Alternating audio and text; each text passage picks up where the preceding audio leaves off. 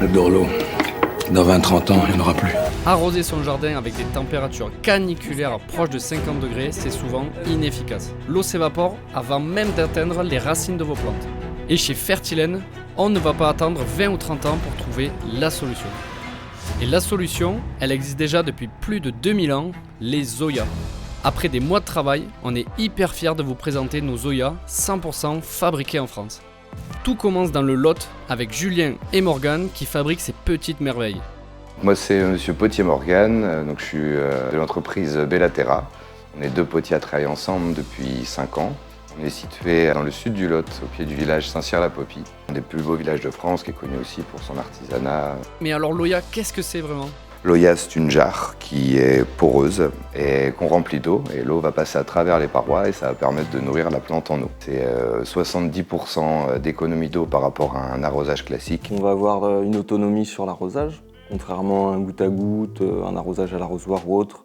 L'Oya, il va diffuser dans la continuité pendant 3, 5, 10 jours en fonction du volume. Donc pour les plants, ils ne vont pas avoir de stress hydrique. Donc on va avoir une pousse qui sera vraiment continue. Un bon Oya, son principal intérêt, ça va être la porosité. C'est ce qui va faire que l'eau va passer à travers la paroi de la pièce. Donc nous, on a sélectionné une terre pour ses capacités de porosité, qui fait qu'après cuisson, elle va avoir vraiment permettre cette diffusion de l'eau petit à petit.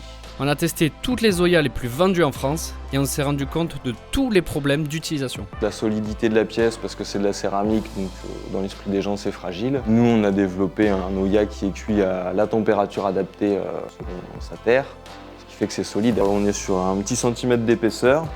Ça va pas jouer forcément sur la porosité, mais c'est vraiment plus dans une idée de solidité de la pièce. Et concernant sa durée de vie, là, pareil, la pièce, elle est cuite. Si elle prend pas de gel, si elle est utilisée avec soin, ça peut durer toute une vie. Et pour l'hiver, ça se passe comment ? Nous, ce qu'on conseille, c'est de les sortir avant l'hiver. On le met à l'abri, soit dans un cabanon, soit à un endroit en gel. Après, si on veut le laisser en terre, c'est tout à fait possible aussi. Simplement, on va lui mettre un paillage de laine, par exemple. Ces Zoyas, on vous les propose en 2 modèles. On a l'Oya de 3 litres. Celui-là, il va être destiné vraiment à enterrer. On va l'enterrer jusqu'au début du col. Ça va être pour du potager. On va pouvoir mettre 2 ou 3 pieds de tomates de part et d'autre à 35-40 cm de rayon. Et il va permettre un arrosage sur entre 5 et 7 jours. Après, si on veut, on peut y mettre aussi des aromatiques, des choses qu'on va planter un peu plus proches. Et ensuite, on a le modèle à planter. Lui, il est destiné aux plantes qui sont dans un pot depuis un certain moment où on ne peut pas creuser, sinon on risque d'abîmer les racines. Ce qu'on fait, c'est qu'on vient juste enfoncer la pointe autant qu'on peut. On met l'eau sur le dessus, il y a un couvercle qui va par-dessus. Et ça va diffuser par cette partie-là qui sera en contact avec les racines. Mais alors Morgan, comment sont fabriqués les Zoyas Fertilène ?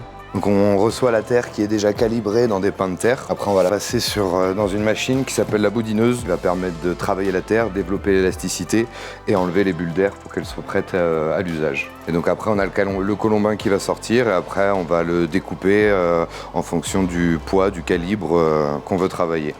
On va passer sur la première étape, le centrage de la terre. Une fois que ma balle est centrée, on va percer pour faire le fond de la pièce. Le tournage, c'est vraiment où on va travailler avec nos mains et avec la force de la rotation du tour. Je vais orienter mes mains pour que la terre soit guidée dans un sens et pouvoir modeler la matière et la bouger comme on le veut, avec des limites physiques bien sûr. Là, on est sur le tournage d'un Oya à planter. Je vais passer à la mise en forme et voilà comment on fabrique un Oya Fertilène. Donc si vous voulez réduire radicalement votre arrosage et soutenir l'artisanat français, commandez dès maintenant votre Oya sur fertilène.com.